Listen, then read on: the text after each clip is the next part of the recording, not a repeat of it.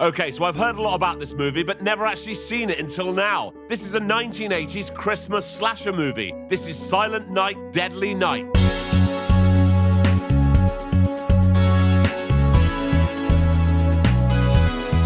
I'm Jay Harangue and I've wasted hours of my life watching terrible films. You should subscribe. So it's Christmas Eve and this couple are in the car with their 2 kids, Billy and baby Ricky. Where would be a nice place to take the kids on Christmas Eve? I know, a mental institution. Okay. Yes, they're there to visit Grandpa. Why doesn't Grandpa say something? Because he's a vegetable. Then what did we come for? That's a very good question. But hang on, when the parents leave Billy alone with his grandpa at the mental institution, he suddenly comes to life. Christmas Eve is the scariest damn night of the year. See Santa Claus tonight. You better run for your life.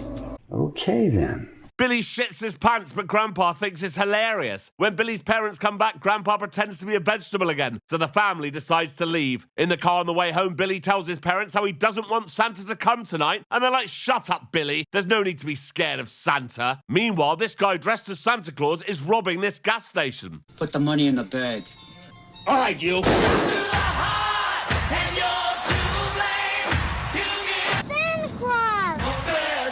And that robbery has netted Santa a grand total of $31. Wow.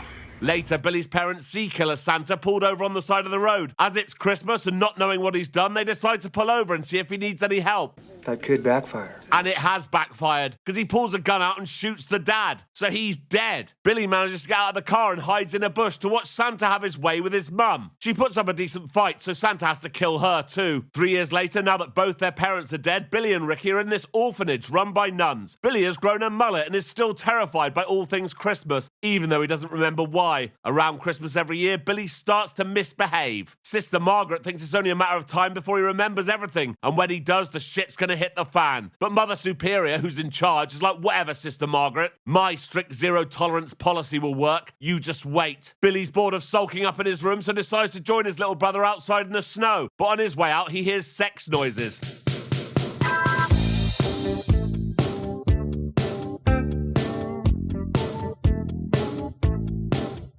Although we don't see Billy knocking one out while looking through the keyhole, it's certainly implied. But oh no, Mother Superior's heard this and beats the couple with a belt. Who are these people? No idea. Just a couple having sex in an orphanage, apparently. Well, isn't that what most people do? No. Anyway, Mother Superior decides that Billy deserves beats for his part in that, so that's happening. Later that night, Billy has nightmares about the night his parents were killed, so Mother Superior ties him to his bed. Bitch, bitch, bitch, bitch, bitch. The next day is Christmas Day. What's the plan today, Mother Superior?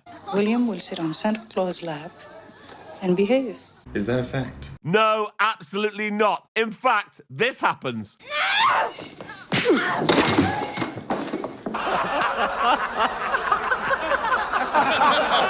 I'm not sure how a grown man has managed to get banged out by an 8-year-old, but that's what's happened. We don't see what punishment Billy gets for that, but we're meant to assume it's pretty bad. 10 years later, Sister Margaret is speaking to this guy, Mr. Sims, about getting Billy a job at his toy shop. But Mr. Sims only has one job opening. And it's for a man, not for a boy. It's just not a job for a kid. Sorry I couldn't help. Billy.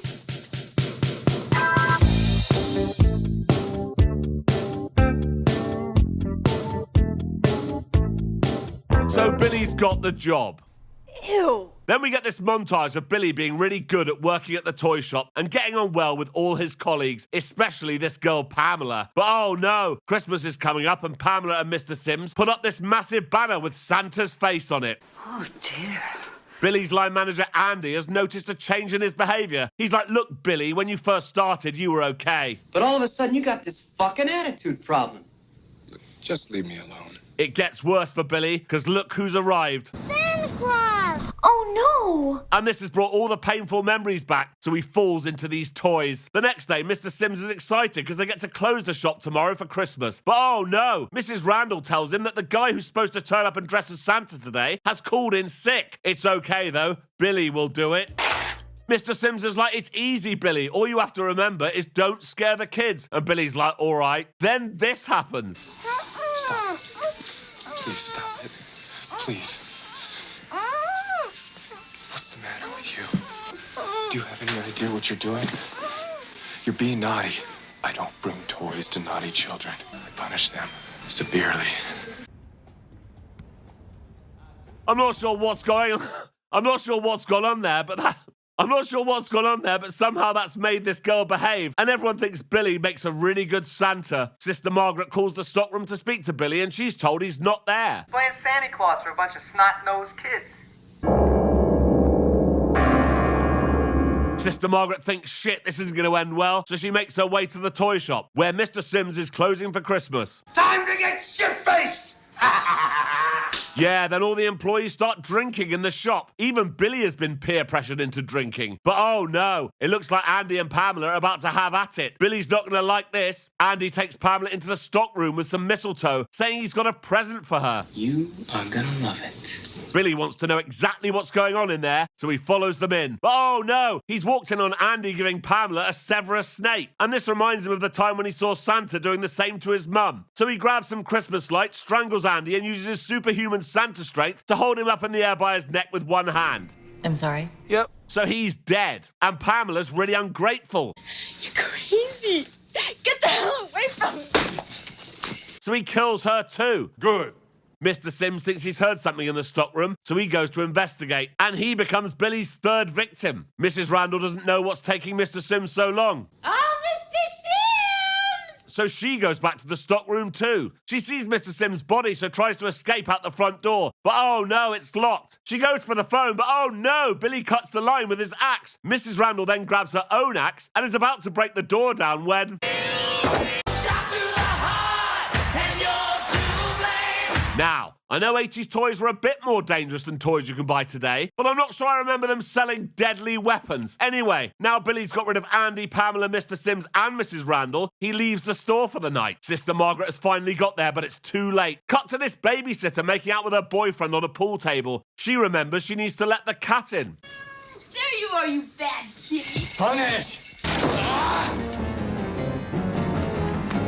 Sadly, I can't show much of this because she's half naked, but Billy impales her on this stag's head. Is that what this animal's called? Let me know in the comments. Thanks. Anyway, she's dead. Downstairs, the boyfriend, who somehow hasn't heard anything, decides it's time to go upstairs and see what's taking so long. Apparently, he's blind as well as deaf because it takes him ages to see her hanging from the wall. Then there's this fight.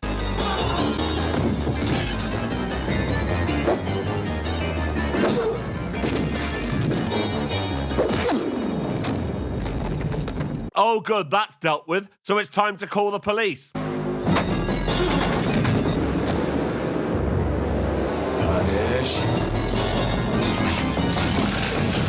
Punish. So he's dead. After giving one of the murder weapons to this kid who's just woken up, Billy leaves the house. Meanwhile, these police officers are hunting for the toy store killer. They're looking for a man dressed as Santa Claus. Oh look, there's one. What are you doing? Hold it! Daddy.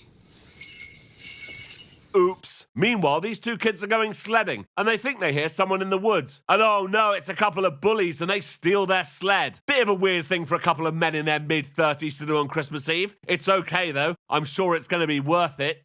Now watch this.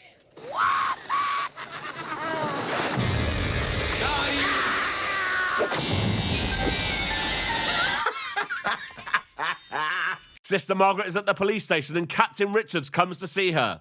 Any news? 3 more murders. Captain Richards is like, if only we knew where he planned to go next. And Sister Margaret thinks she knows. That's right, he's on his way to the orphanage. So they send an officer there immediately. And oh no, here he comes. Get away from me. But that's not Billy, it's Father O'Brien, a deaf priest who dresses up as Santa every Christmas for the kids. Back at the orphanage, the trigger-happy officer has explained to Mother Superior that the real deadly Santa is still on the loose. No one is going to get in that doesn't belong here. Well, we'll see about that, won't we? Yes. The officer decides to check the surrounding areas, starting with this underground bunker. Punish! So he's dead. Then Billy goes up to the door, and this kid Andrew thinks, oh look, it's Santa, I better let him in. No, don't! Chrissy, stay away. Hello, Santa.